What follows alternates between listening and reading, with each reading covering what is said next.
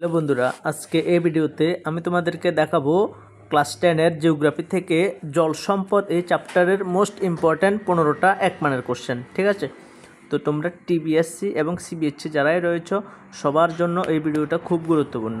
তো তোমরা খাতা নিয়ে বসবা, যে যতটুকু উত্তর পারো লিখবা, সেকেন্ডে উত্তর লিখবা। আমি বলার পর যদি হ্যাঁ বলার পর রাইট দিবা, ভুল হলে ক্রস দিবা। ঠিক আছে, তো দেখা যাক কে কতটুকু পারো। দেখো কোশ্চেন নাম্বার 1। কোশ্চেন নাম্বার 1 হলো 1 নাম্বার, ভারতের প্রথম নদী পরিকল্পনা কোনটি? ভারতের প্রথম নদী পরিকল্পনা কোনটি ছিল? ঠিক আছে, তো দামোদর নদী পরিকল্পনা একদম সঠিক উত্তর। ঠিক আছে, তারপরে কোশ্চেন নাম্বার 2। ঠিক আছে, কোশ্চেন নাম্বার 2 হলো সর্দার সরোবর বাঁধটি কোন নদীতে অবস্থিত? নর্মদা নদী একদম সঠিক উত্তর। তারপরে কোশ্চেন নাম্বার 3, ভারত ও পাকিস্তানের মধ্যে সিন্ধু জল বন্টন চুক্তি কোন বছর সম্পাদিত হয়? প্রশ্ন বুঝো, ভারত ও পাকিস্তান এবং সিন্ধু জল বন্টন মানে সিন্ধু নদী, নদীগুলোর তো আর কোনো দিক থাকে না, এগুলো তো শেষ, মানে এগুলো তো আর শেষ হবে না। অন্তত এটা মানে একটা ভারতবর্ষ, এর পাশে দিয়ে আরেকটা সীমান্ত, এটা পাকিস্তান, একটা নদী 12টার মাছ দিয়ে যাচ্ছে।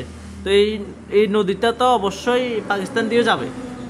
তো এবার এই শীত যখন জলের সময় থাকে তখন না জলের নিয়ে কোনো সমস্যা হয় না, কিন্তু যখন শীতকাল আসবে বা জল কমে যাবে তখন এই ভারতের মধ্যে দিয়ে যখন নদীতে যাবে, সিন্ধু নদীতে যাবে বা যে কোনো নদী, অনেক বুঝো যে এই ভারতের মধ্যে দিয়ে আবার প্রথম থেকে বোঝাচ্ছি, দেখো কি বলছি।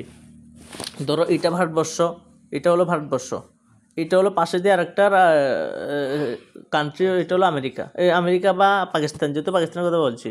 তো ধরো সব নদী তো আর ভারতে থাকে না, ভারতের মধ্যে সব নদী সীমাবদ্ধ থাকতো না। তো বড় বড় নদীগুলো ভারতের মধ্যে দিয়ে অন্য দেশে চলে যাবে, তো যেমন বাংলাদেশে যায়। তো এই পাকিস্তানে কৃষিকাজ বেশিরভাগ এই নদীর জলের উপর নির্ভর করে হয়। শীতকালে যে কোনো নদী যেটা থাকুক নদীর জলের উপর নির্ভর করে হয় আর কি। তো শীতকালে নদীতে বাদ দিয়ে তারা জলগুলিকে মানে ফুলিয়ে এবার দমকল দিয়ে বা জেনারেটর দিয়ে চাষ করে। তো ভারতের মধ্যে দিয়ে যখন যায়, তো ভারত সরকার যদি ভারতে এই সিন্ধু নদীকে বাঁধ দিয়া যদি জলগুলি ভারতে কাজে লাগায়, পাকিস্তানের মানুষেরা জল পাইতো না।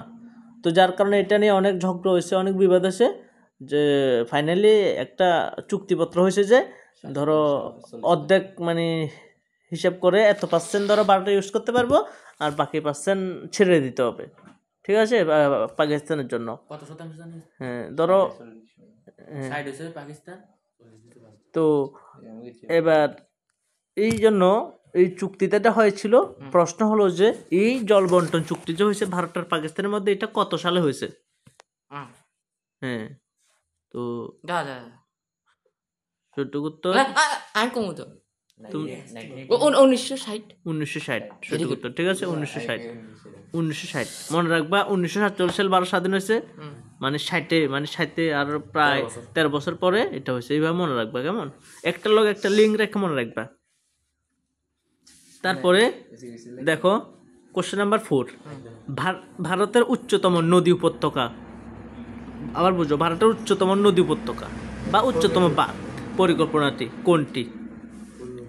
বহুমুখী নদী পরিকল্পনা। দেখো প্রথম কোশ্চেনটা হলো ভারতের প্রথম নদী পরিকল্পনা, আর এখন প্রশ্ন ভারতের উচ্চতম বাঁধ পরিকল্পনা অথবা উচ্চতম নদী উপত্যকা পরিকল্পনা কোনটি? ঠিক আছে, তোমরা কে পারবা? উত্তর হলো ভাকরানাঙ্গাল। ঠিক আছে, তারপরে কোশ্চেন নাম্বার 5, রাজস্থানের বিকানির জেলায় বৃষ্টির জল কি নামে পরিচিত?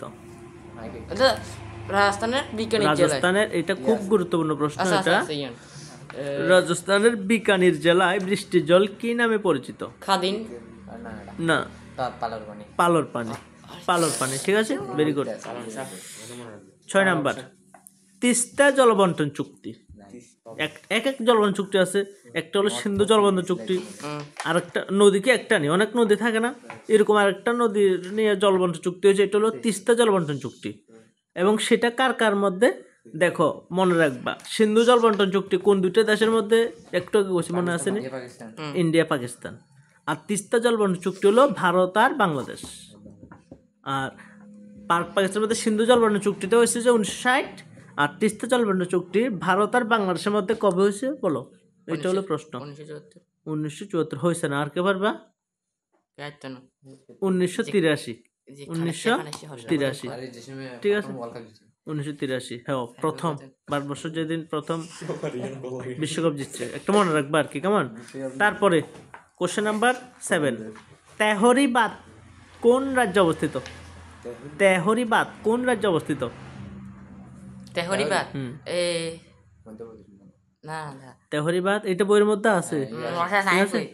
তো এটা সঠিক উত্তর হলো উত্তরাখণ্ড, ঠিক আছে? তেহরিবাদ কোন রাজ্যে? উত্তরাখণ্ড। তারপর question number 8, bamboo drip irrigation, এটাও আছে আমি দেখছি।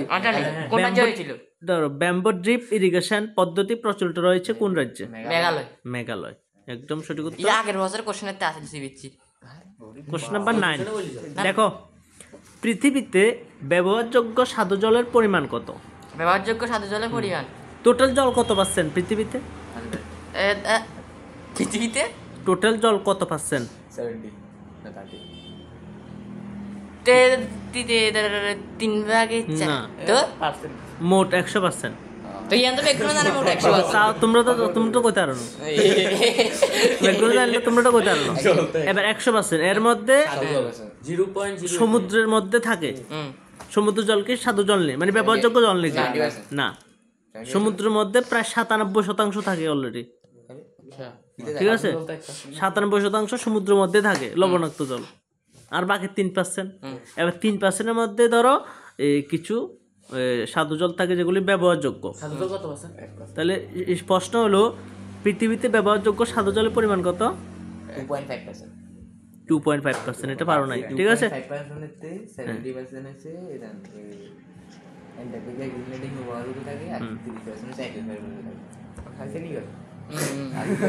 ঠিক আছে, এবার 10 নাম্বার, জল চ্যাপ্টারের নাম জল সম্পদ। প্রশ্ন, জলটা কি ধরনের সম্পদ? হ্যাঁ, তাই কত দেখ উত্তর হলে পুনর্ভব সম্পদ, অথবা পুনর্নবীকরণযোগ্য সম্পদ, অথবা নবীকরণযোগ্য সম্পদ। জলের কি প্রমাণ সম্পদ কোন দেব? প্রমাণ সম্পদ কাকে বলে সেটা আগে জানবা, এবার ডিফিনেশন লোক মিললেন সাহেবা, এরপরে করবা, ঠিক আছে? দেখো টোটাল কয়টা প্রশ্ন বলুন আজকে? 15টা, ঠিক আছে? তো তোমরা যারা ইউটিউবে দেখছো, তোমরা এবার 11 থেকে আনসারগুলি দেখতে পাবে না, তো আনসার সব পিডিএফটা নিতে হলে আমার সাথে কন্ট্যাক্ট করে নিতে হবে।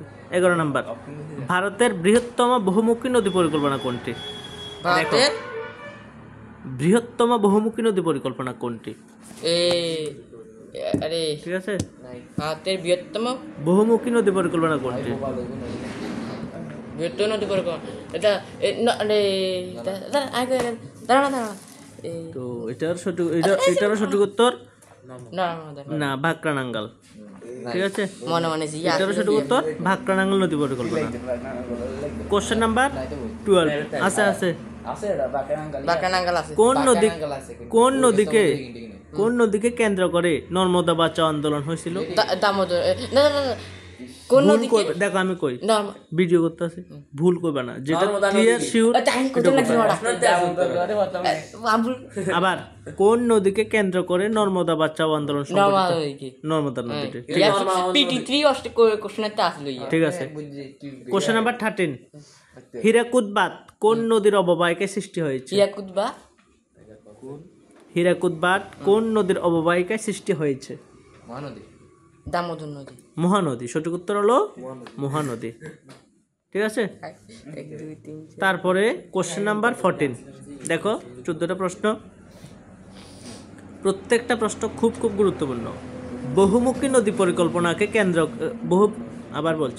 বহুমুখী নদী পরিকল্পনাকে কে আধুনিক ভারতের মন্দির রূপে বলেছেন?